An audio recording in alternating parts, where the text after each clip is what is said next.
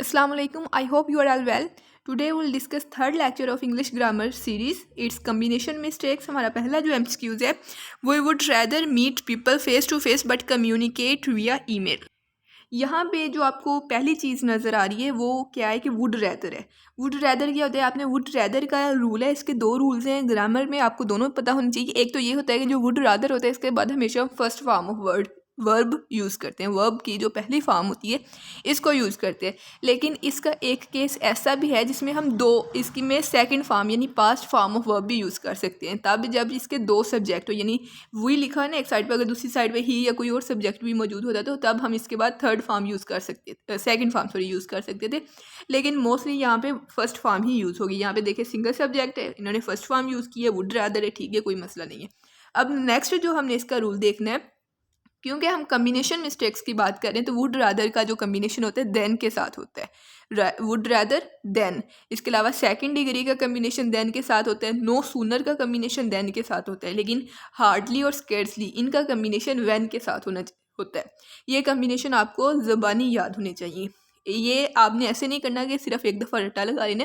ये आप जितनी ज़्यादा प्रैक्टिस करेंगे, जितने ज़्यादा लेक्चर्स सुनेंगे, उतना ज़्यादा ये आपको याद रहेंगे, ठीक है। वुड रादर के बाद हमारे पास इसका कम्बिनेशन क्या होता है, देन के साथ। यहाँ पे इन्होंने क्या यूज़ किया हुआ है, बट यूज़ किया हुआ है, तो ये बट जो होगा ये रॉन्ग होगा, यहाँ पे देन आएगा। चार्ली में मसला। नेक्स्ट MCQ है हमारे पास, patients were released from the hospital because the beds were needed by other people. अच्छा, यहाँ पे एक और चीज़ देखें, बिकॉज से जो सेंटेंस शुरू होते हैं वो क्या होता है, डिपेंडेंट है।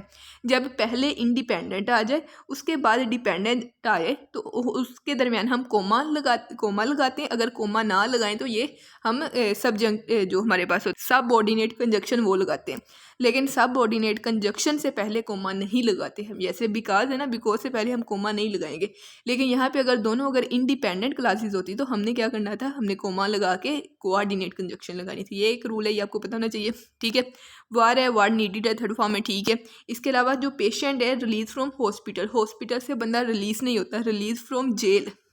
बंदा कहाँ से रिलीज होता है, जेल से। लेकिन हॉस्पिटल से बंदा क्या होता है, डिस्चार्ज होता है। तो यहाँ पे क्या आ जाएगा, डिस्चार्ज फ्रॉम हॉस्पिटल। जैसे कुछ नॉर्मल सी मिस्टेक्स हैं जो बच्चे करते हैं, जैसे बिग अर्निंग कहते हैं कि हमने अमीर होना है, बिग अर्निंग करनी है।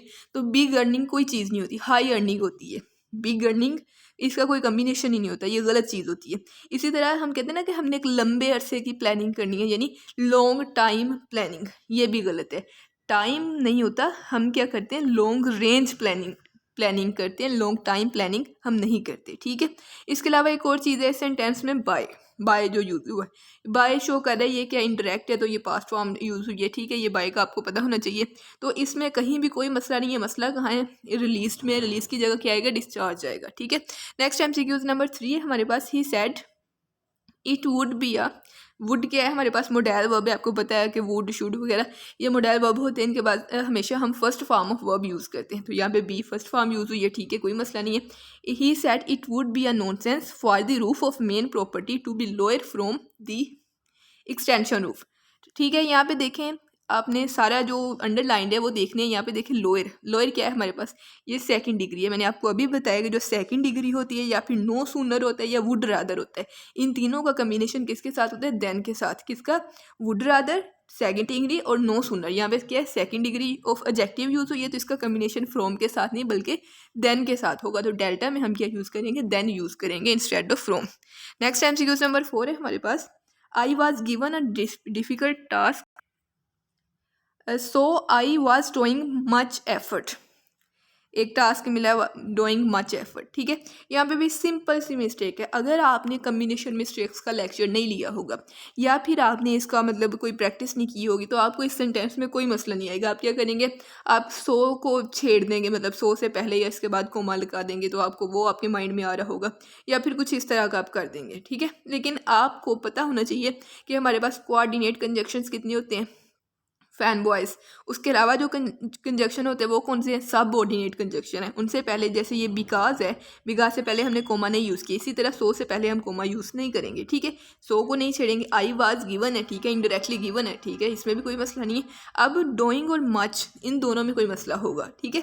एफर्ट जो होता है हमारे पास, जो क्वान्टिफायर में हमने पढ़ा है ना कि दो तरह की चीज़ें होती है, एक होती है काउंटेबल, एक होती है मैयरेबल, यानी अनकाउंटेबल या मैयरेबल। जो मैयरेबल चीज़ें होती हैं उनके साथ मच लगाते हैं और जो काउंटेबल होती है उनके साथ मैनी लगाते हैं। एफर्ट क्या है, अनकाउंटेबल है, ठीक है, मच, ठीक है। अब मसला किसमें, चार्ली में। डूइंग एफर्ट नहीं होता, मेक एफर्ट। जैसे डूइंग का क्या होता है, डू फेवर होता है, डू रोंग होता है, किसी के साथ रोंग करना। लेकिन यहाँ पे देखें डू रोंग होता है और मेक मिस्टेक होता है। मिस्टेक के साथ मेक यूज़ होता है और डू किसके साथ यूज़ होता है, रोंग के साथ। ये चीज़ मैं इसलिए आपको ना ये एक्स्ट्रा इसलिए बता रही हूँ ताकि आपके माइंड में फिक्स हो जाए, आपको याद हो जाए। अदरवाइज अगर आप खुद ही याद करेंगे तो आपको आसानी से याद नहीं होंगे, ये काफ़ी ज़्यादा टाइम टेकिंग चीज़ें होती हैं, ठीक है। Do favour, do wrong, do assignment, do justice और डू एनालिसिस, ये मैक्सिमम जो यूज़ होते हैं ये वो हैं। इनके अलावा बहुत कम यूज़ होंगे।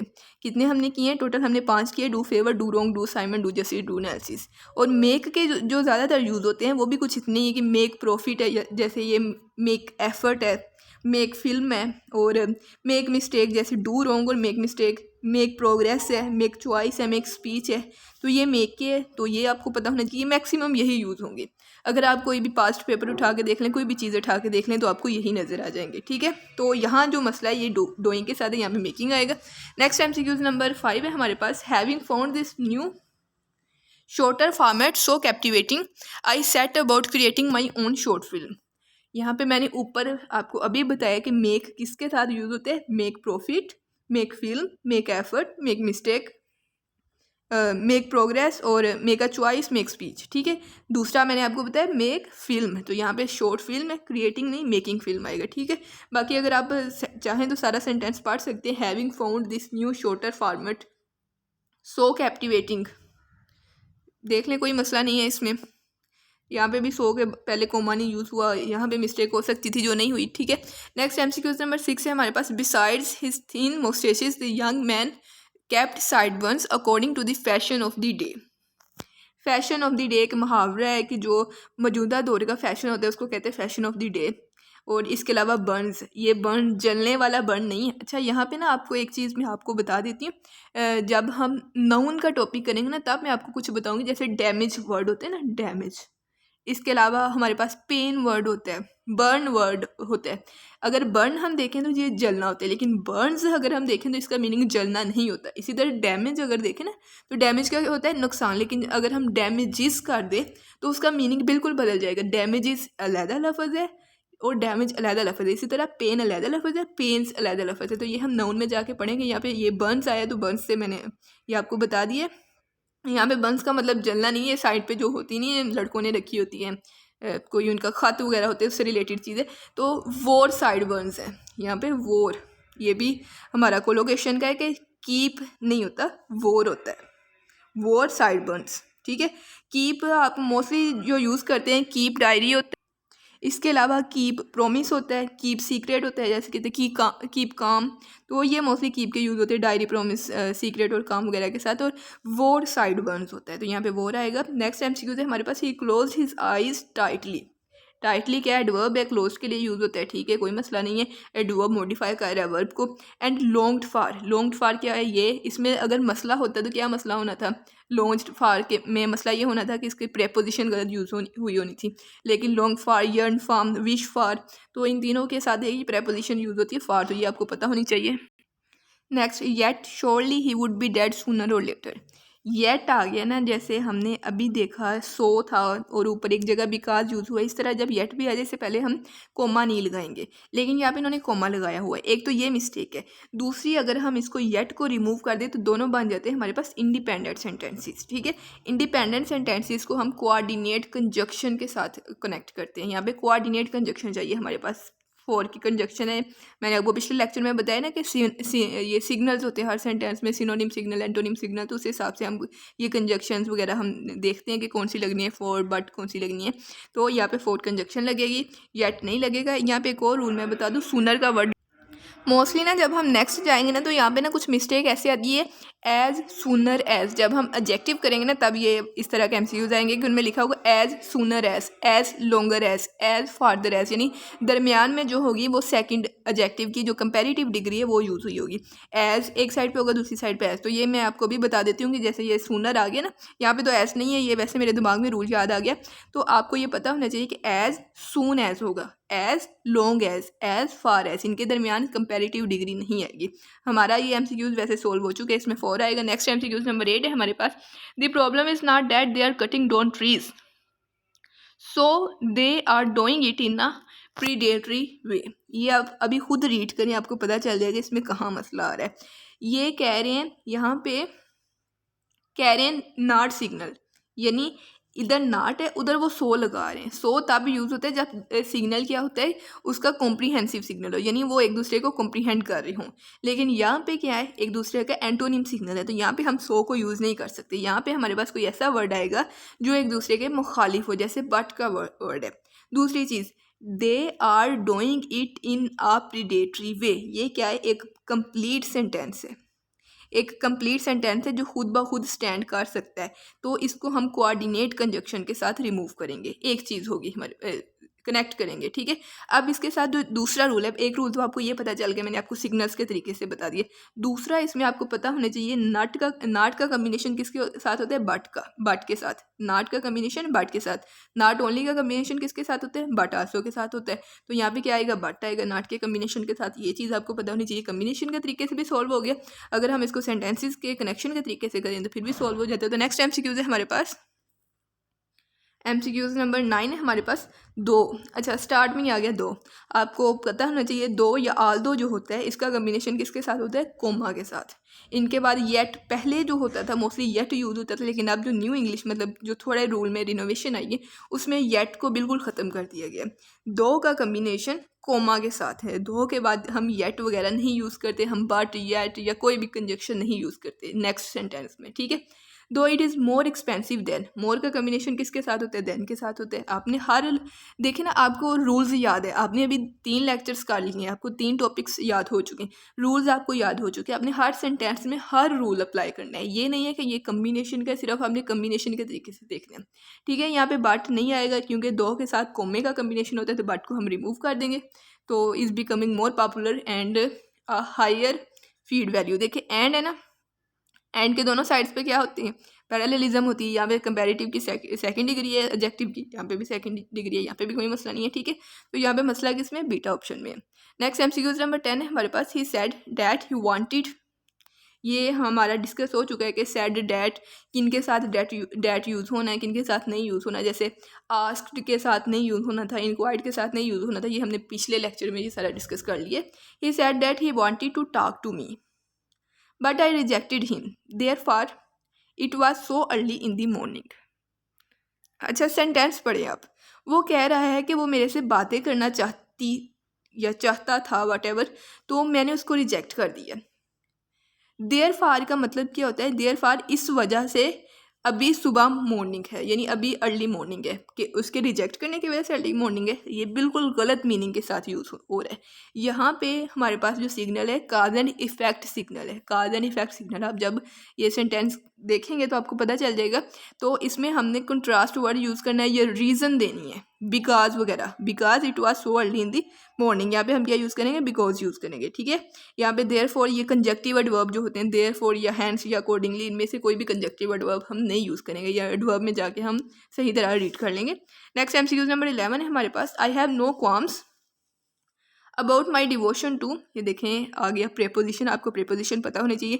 डिवोट टू होता है ना, ये जो टू जिनके साथ प्रेपोजिशन होती है, ये आपको काफ़ी वर्ड याद होने चाहिए दिमाग में। My work not have I suffered a seconds guilt, तो इसमें हमारे पास मिस्टेक कहाँ आएगी, यहाँ पे देखें नो है, कम्बिनेशन पढ़ है। नो का कम्बिनेशन किसके साथ होता है, नो का कम्बिनेशन नोर के साथ होता है। बाकी जो होते हैं नोर वगैरह, इनके साथ, इनका कम्बिनेशन और के साथ होता है। नाट का कम्बिनेशन बट के साथ होता है। ये कुछ कम्बिनेशन है जो आपको पता होने चाहिए। नो का नोर के साथ, नाट का बट के साथ, ठीक है। तो यहाँ पे नो है, तो यहाँ पे नोर आएगा। नोर हैव आई सफर्ड, और हैव क्यों पहले आया है, ये इन्वर्जन समझ रहे, इन्वर्जन हो चुकी है यहाँ पे। हैव आई सफर्ड अब सेकंड्स लॉस्ट। अच्छा यहाँ पे देखें, सेकंड को पोजेशन दी हुई है, अपोस्ट्रोफी दी हुई है, तो हम कहते हैं कि अपोस्ट्रोफी के साथ पोजेशन तो हम सिर्फ लिविंग चीज़ों को देते हैं। तो यहाँ पे आपको पता होना चाहिए कि टाइम को भी हम अपोस्ट्रोफी के साथ पोजेशन देते हैं। टाइम के को भी पोजेशन देना रॉन्ग नहीं होता अपोस्ट्रोफी के साथ, ठीक है। ये आप एक चीज़ और नोट कर लें सेकंड्स गिल्ट की, ठीक है। नेक्स्ट एमसीक्यूज है हमारे पास, if a guy wants to get information about flowers he goes to. यहाँ पे देखिए एक और रूल आ गया, इफ़ है हमारे पास। अगर कोई सेंटेंस इफ़ से या एज से या सिंस से स्टार्ट हो रहा हो तो दूसरा सेंटेंस कोमा से स्टार्ट होता है। इसी तरह दो, ऑल दो, इफ़, एज, सिंस, ठीक है। ये जो वर्ड्स होते हैं इनके बाद जो नेक्स्ट सेंटेंस होता है ये मोस्टली कोमा से स्टार्ट होते हैं।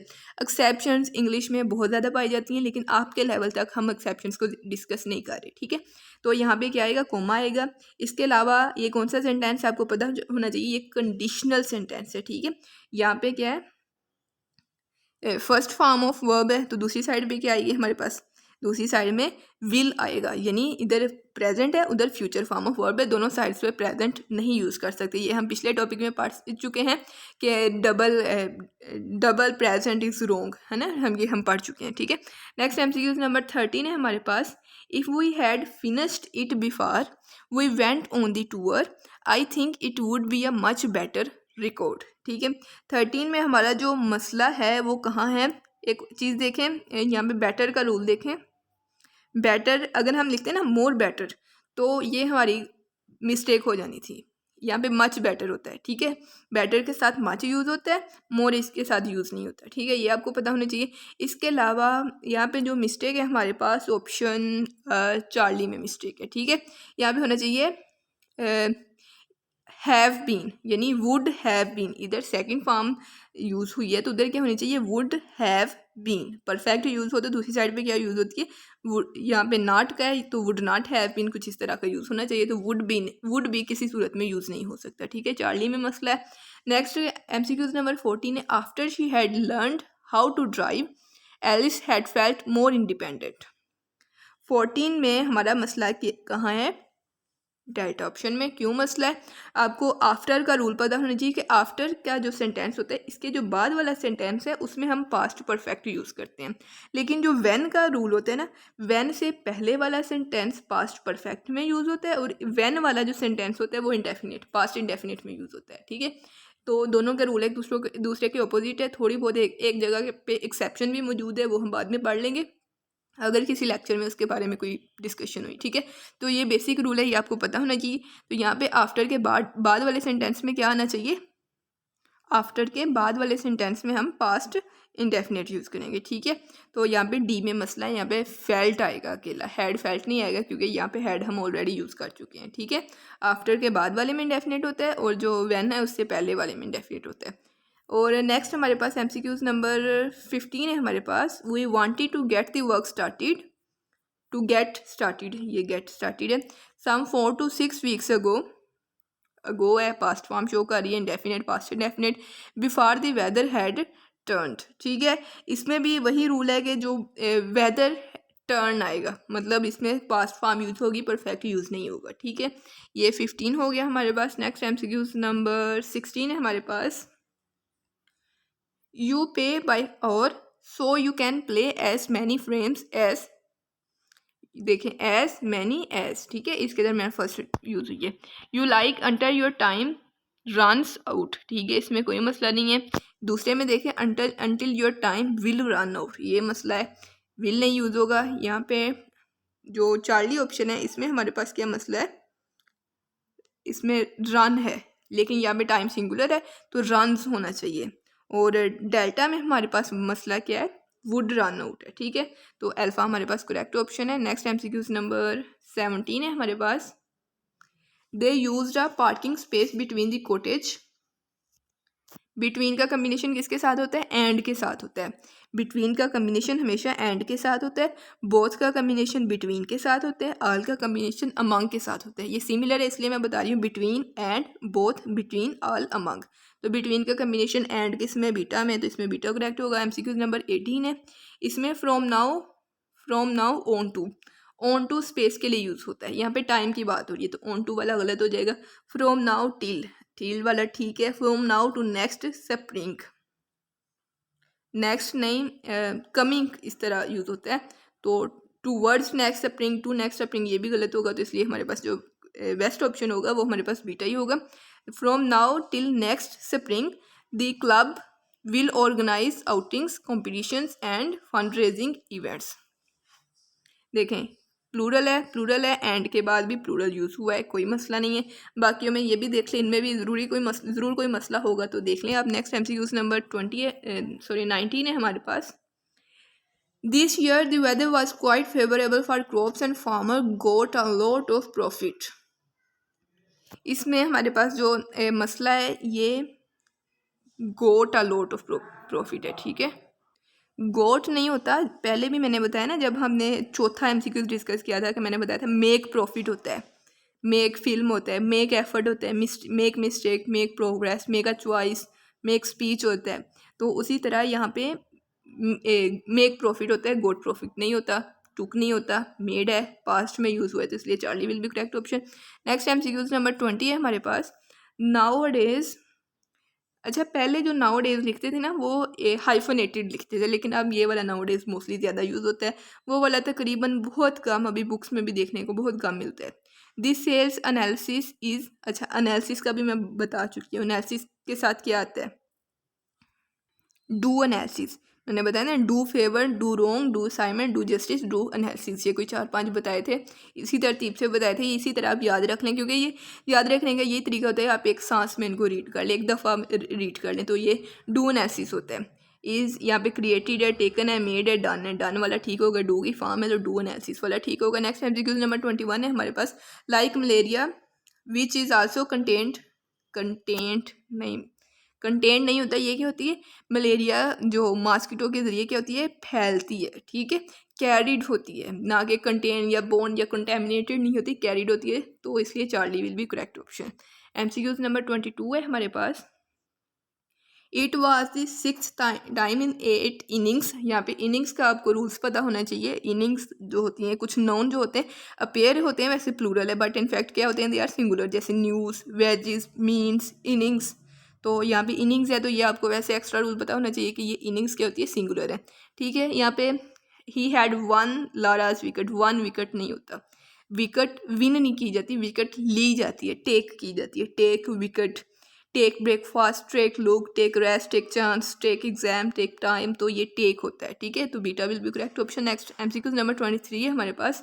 Just as the sun and moon raise tides on the earth, but यहाँ पे जस्ट का कॉम्बिनेशन जो होता है हमारे पास बट के साथ, कब जस्ट एज का कम्बिनेशन बट के साथ नहीं होता, जस्ट एज या सिंपल एज का कम्बिनेशन सो के साथ होता है। अगर पहले एज यूज़ हुआ उसके बाद हम सो यूज़ करते हैं, लेकिन अगर पहले सो यूज़ किया हो तो उसके बाद हम एज नहीं यूज़ कर सकते, ये आपको रूल पता होना चाहिए।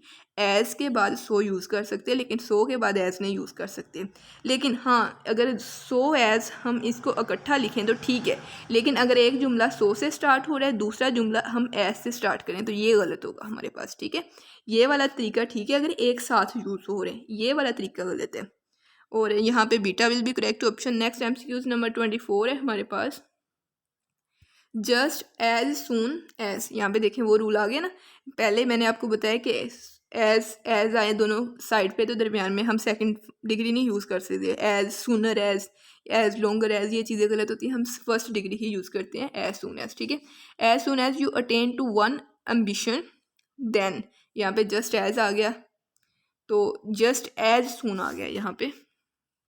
अगर अकेला एज होता ना, जस्ट एज जैसे हमने पहले ऊपर पढ़ा है, तो फिर हम दूसरी साइड पे सो लगाते, अगर जस्ट एज ना हो तो दूसरी साइड पे हम कोमा लगाते हैं, ठीक है। तो यहाँ पे जस्ट एज नहीं है, जस्ट एज सून एज, दूसरी साइड पे हम कोमा लगाएंगे। Next if a chain smoking, ये हाइफनेटेड कंपाउंड नाउन है। Teacher cautions his people, it is self contradictory, ये एक यूनिवर्सल ट्रूथ टाइप चीज़ है, आप इसको ज़ीरो कंडीशनल या किसी भी इस तरह की चीज़ का नाम दे सकते हैं। दोनों साइड पे जब हम एक ही टाइप ऑफ सेंटेंस या एक ही टाइप ऑफ टेंस यूज़ कर सकते हैं, तो यहाँ पे if a chain smoking teacher cautions, present में आएगा हिज पीपल, इट इज़, ठीक है, इट इज़ सेल्फ कॉन्ट्राडिक्टरी। ठीक है, नेक्स्ट MCQ नंबर 26 है हमारे पास। वैसे जीरो कंडीशनल की ये पूरा रूल नहीं है, लेकिन आप इसको इस तरह कर सकते हैं कि वो एक दूसरे को इन्हेंस कर रहे हैं, तो दोनों की मीनिंग प्रेजेंट में ही है।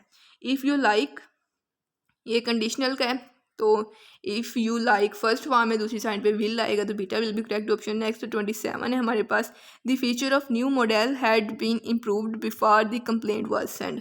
बिफोर का रूल इसमें यूज़ होगा, तो इसमें जो हम बिफोर से पहले वाला सेंटेंस होगा उसमें हम हैड बीन यूज़ करेंगे, और बिफोर वाला सेंटेंस जो होगा उसमें हम was plus second form use करेंगे। ठीक है, नेक्स्ट MCQ नंबर 28 है हमारे पास। Even after they cleaned up, you could still see the coal dust under the sky। यहाँ पे देखें क्लीनड अप है और यहाँ पे कुड है, दोनों साइड पे इस तरह यूज़ नहीं हो सकते। एक साइड पे कुड हो तो दूसरी साइड पे हम क्या करेंगे, हैड क्लीन कर देंगे। ठीक है, टाइम क्लोज को हम परफेक्ट में ले जाएंगे, तो यहाँ पे delta will be correct option. Next MCQ number 29 है हमारे पास। ये जो होते हैं ना जिसमें 4 में से एक स्टेटमेंट देखनी होती है हमें, इनमें बहुत कम होता है कि प्रैक्टिस हो, यानी मैं आपको रूल्स बहुत कम बता सकती हूँ। एक तो मैं खुद ही बोर हो जाती हूँ कितने ज़्यादा रीड करना, तो दूसरा ये आप खुद भी रीड कर सकते हैं। अगर आपको नहीं समझ आए फिर मैं आपको सही तरह गाइड कर सकती हूँ। नेक्स्ट MCQ नंबर 29 है हमारे पास। शी वेंट इन, वेंट नहीं होता, ये आपको पता होना चाहिए। मोस्टली कहते हैं वो she went in to the car, नहीं नहीं, वेंट नहीं होता, गेट होता है, get in to the car, got in to the car. ठीक है, तो she got in the car and drove off, यहाँ पे ड्रोव पास्ट में यूज़ हुआ है, इसलिए यहाँ पे चार्ली में गेट नहीं होगा, यहाँ पे गोट वाला करेक्ट होगा। नेक्स्ट MCQ नंबर 30 है। I need a powerful computer.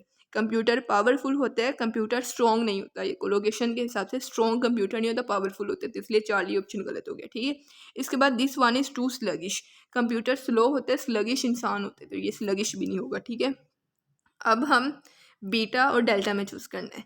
I need a powerful computer, this one is too slow for games. ठीक है, ये रीज़न का है, too slow for games, so delta will be correct option. ये थी हमारी combination mistakes का सारा लेक्चर जो हमने किप्स की प्रैक्टिस बुक्स के MCQ सोल्व किए। नेक्स्ट जो इसके सेल्फ असेसमेंट टेस्ट है वो आपने खुद सोल्व करने हैं। जो MCQ समझना है आप कमेंट में पूछ सकते हैं। जज़ाकल्लाह, थैंक यू वेरी मच।